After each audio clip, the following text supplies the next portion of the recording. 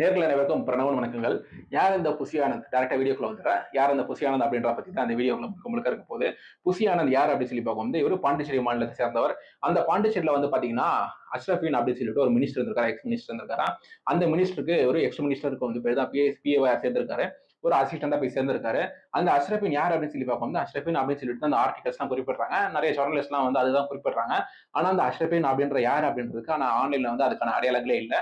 அப்படி ஒரு எக்ஸ்பெண்டிஸ்டருக்கு வந்து பிஏவா போய் சேர்ந்திருக்காரு 2000 வந்து சேர்ந்தவர் என்ன பண்ணியிருக்காரு. அதுக்கப்புறம் இந்த கட்சிகள் எல்லாம் இப்ப இணைய சேர்ந்திருக்காரு. அப்போ உள்ள அந்த அப்போ உள்ள பாண்டிச்சேரி சிஎம்லாம் வந்து சந்திக்க வாய்ப்பு கிடைச்சு புசி அப்படின்னு சொல்லிட்டு ஒரு தொகுதி இருந்திருக்கு. 2006 வந்து அந்த தொகுதியில ஒரு சீட்டு வாங்கி போய் போட்டி போடுறாரு. மேல ஸ்கிரீன்ஷாட் வைக்கிறேன் பாருங்க. அந்த தொகுதியிலேயே வந்து பார்க்க வந்து 5800 மக்கள் தான் வந்து இருக்காங்க.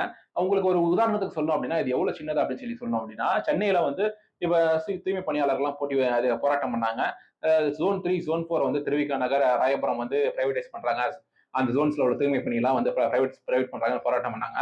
அந்த மாதிரி ஒரு ஜோன் 3 அந்த அளவுக்கு கூட வராது. அதுலயும் அந்த ஜோன் 3லயுமே ஒரு சின்ன இடம் தான் வந்து பாண்டிச்சேரியில் இருக்கக்கூடிய மாநிலம். இதுலயே வந்து கேரளால கொஞ்சம், கோவால கொஞ்சம் அப்படின்னு சொல்லிட்டு அதுக்கு ஒரு சின்ன சின்ன துண்டு இருக்கு. அந்த மாதிரி சேர்ந்ததுதான் ஒரு பாண்டிச்சேரி மாநிலம், யூனியன் டெரிட்டரி. அந்த யூனியன் டெரிட்டரியில ஒரு எம்எல்ஏ கான்ஸ்டிடுவன்சினா ஒரு 4-5 தெரு, சென்னையில இருக்கக்கூடிய ஒரு 4-5 தெரு சேர்ந்தா இல்ல ஒரு ஏரியா எடுத்துக்கிட்டோம்னா நான் மேடவாக்கத்துல இருக்கேன், அந்த ஒரு மேடவாக்கம் அளவுக்கு கூட அது வராது. இதுவே வந்து ஒரு ஊராட்சி மாதிரிதான், அந்த அளவுக்கு கூட வராது.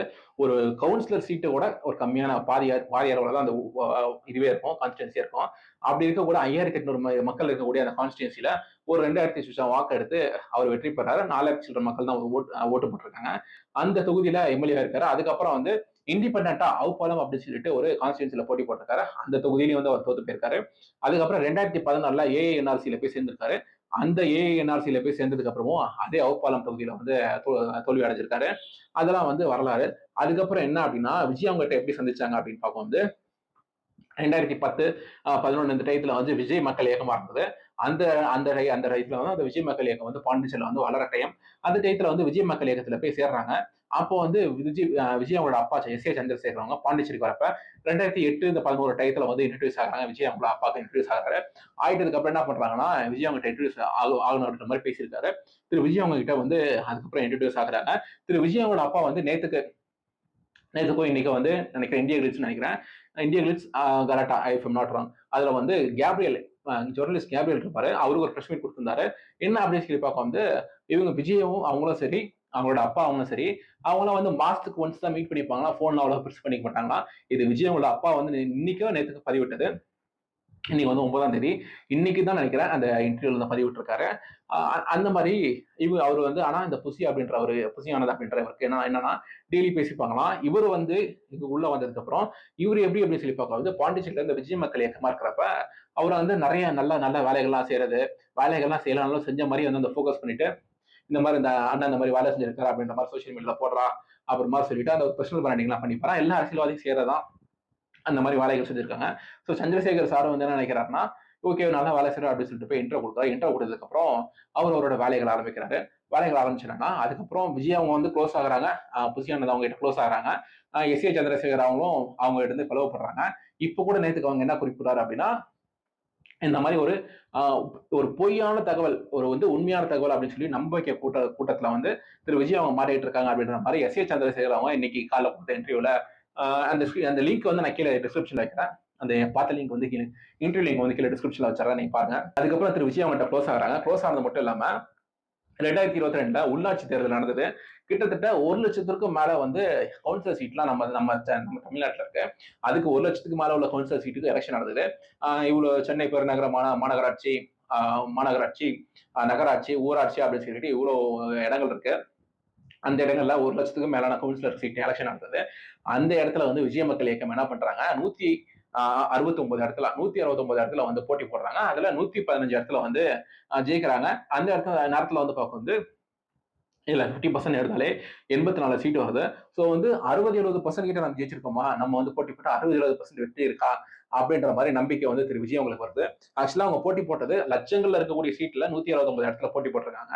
அதுல 115 இடத்துல வந்து வெற்றி பெற்றிருக்காங்க. அது நல்ல விஷயம் தான், வாழ்த்துக்கள். ஒரு பெரிய பர்சன்டேஜ் இருக்கக்கூடிய வெற்றி தான் அது. ஆக்சுவலா திரு விஜய் அவங்களுக்கு திரு புசியானது அவங்க மேல நம்பிக்கை கூடுறதுக்கு உதவி இருக்கு. அதுக்கப்புறம் தான் அதுக்கு முன்னாடி பார்த்தீங்கன்னா 2020ல எஸ் ஏ சந்திரசேகர் அவங்க அகில இந்திய விஜய் மக்கள் கட்சி அப்படின்ற மாதிரி ஒரு கட்சி ஆரம்பிச்சாரு. சப்ஜெக்ட் டு கரெக்ஷன் அந்த கட்சி பேரு. அந்த கட்சி பேர் ஆரம்பிச்சு அதுக்கப்புறம் வந்து அந்த கட்சியில வந்து போஸ்டர்ஸ்லாம் வந்து எஸ் ஏ சந்திரசேகர் அவங்க சார்பில் அடிக்கப்பட்டது இந்த மாதிரி கட்சி போஸ்டர். அந்த போஸ்டரை வந்து திரு புசியானந்த் அவங்க கிட்ட சொல்லி ஃபேன்ஸ் கிட்ட சொல்லி இந்த நிர்வாகிகள் விஜய் மக்கள் இயக்கம் நிர்வாகிகள் கிட்ட சொல்லி அந்த ரிமூவ் பண்ண சொல்லி வரான். ஸோ வந்து எஸ் ஏ சந்திரசேகருக்கும் விஜய் அவங்களுக்கும் அந்த பிளவு வரத்துக்கான ஒரு ஒன் ஆஃப் தி ரீசன், நிறைய காரணங்கள் இருந்திருக்கலாம். ஆனா ஒன் ஆஃப் தி ரீசன் இதுவா கூட இருக்கலாம். அதுக்கப்புறம் வந்து நான் தான் வளர்த்து விட்டேன் அப்படின்ற மாதிரிலாம் பேசியிருக்காரு எஸ் ஏ சந்திரசேகர் அவங்க பேசியிருக்காங்க. ஒரு அப்பா வந்து எல்லாம் பின்னாடி செய்யறாங்க. ஆனா ஒரு இடத்துல வளர்ந்ததுக்கு அப்புறம் இந்த மாதிரி நான் தான் வளர்த்து விட்டேன் அந்த மாதிரிலாம் பேசுறது கொஞ்சம் கொஞ்சம் எனக்கு பார்க்க வந்து அதெல்லாம் தவிர்த்துக்கலாமான்னு தோணுது. அதெல்லாம் அதெல்லாம் கூட ஒரு காரணம். ஆனா 10 காரணம் இருந்தா அதுல இது ஒரு காரணம் அப்படின்ற மாதிரி கூட சொல்லலாம். ஸோ வந்து அதுக்கப்புறம் திரு விஜய் உங்களுக்கு நம்பிக்கை வந்து ஓகே இவர் நல்லா செய்யறாரு அப்படின்ற மாதிரி நம்பிக்கை வருது. அதுக்கு இதே மாதிரி எஸ் வி சந்திரசேகர் அவங்க சொன்ன வார்த்தைகள் எடுத்தோம்னா இந்த மாதிரி இவரே ஒரு போட்டோஸ் எல்லாம் எடுத்துட்டு இந்த மாதிரி தரையில தொங்குற மாதிரி ஒரு போட்டோ, அதுல அடுத்து ஒரு 10 பேர் குரூப்ல வச்சு இந்த மாதிரி அவங்களுக்கு அனுப்பிச்சுற மாதிரி இது எல்லா கட்சிகளும் பிராண்டிங் பண்றதுதான். இது நான் என்ன குற்றச்சாட்டுலாம் எனக்கு கிடையாது. இது எல்லா அரசியல் கட்சியில இருந்து ஒரு பிராண்டிங் பண்றதா. இந்த சுந்தர்சி வந்து ஒரு படம் எடுத்திருப்பாரு. இந்த டெல்லிக்கு போயிட்டு சீட் எல்லாம் பேசிட்டு வர மாதிரி அதுல வந்து இந்த எம்டி பாக்ஸை போயிட்டு கொடுப்பாரு. இது எல்லா அரசியல்வாதியும் செய்யறதுதான். அந்த மாதிரி ஒரு அரசியல்வாதியா இருந்திருக்காரு. ஆனா ஒரு அரசியல்வாதியை கூப்பிட்டு ஃபேமிலிக்குள்ள விட்டா என்ன ஆகும் அப்படின்றதுக்கு இது ஒரு எக்ஸாம்பிள். அதுக்கப்புறம் அன்பின் எழுச்சி மாதிரி ஆனந்தின் எழுச்சி அப்படின்னு சொல்லிட்டு இன்னைக்கு அவர் உயர்ந்து போயிட்டே இருந்திருக்காரு. அன்னைக்கு 2006ல பாண்டிச்சேரியில ஓட ஆரம்பிச்சவரு இன்னைக்கும் ஓடிட்டு தான் இருக்காரு. எங்க ஓடிட்டு இருக்காரு அப்படின்னு சொல்லிட்டு தெரியல. உங்களுக்கு தெரிஞ்சா கீழே காமெண்ட் செக்ஷன்ல சொல்லுங்க. இன்னொரு வீடியோல பார்ப்போம். பை.